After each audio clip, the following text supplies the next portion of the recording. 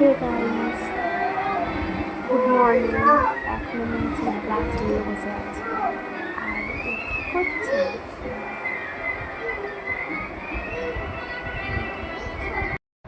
বসে বসে খেলছে। এত বদমাইশ করছে, পুরো মাথা খারাপ করে দিচ্ছে। তারপরে জামা চেঞ্জ করে দিলাম। দেন আমার যুদ্ধ স্টার্ট হয়। দাঁত তো মাজবেই না কিছুতে, জোর জবরদস্তি করে যা হোক করে আর কি মাজানো, তো তোমরা দেখতেই পাচ্ছ।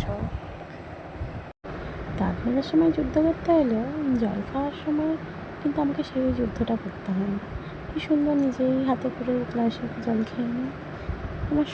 দেন ওকে বাইরে রেখে বিছানার অবস্থা তো বেহাল ছিল, সেটা ঠিক করলাম।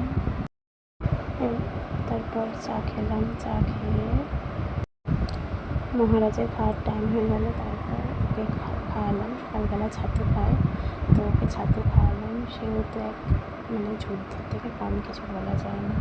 সো এটাই হলো আমার ডেইলি মর্নিং রুটিন। তো বাই বাই, আবার দেখা হচ্ছে পরের একটা নতুন ব্লগে।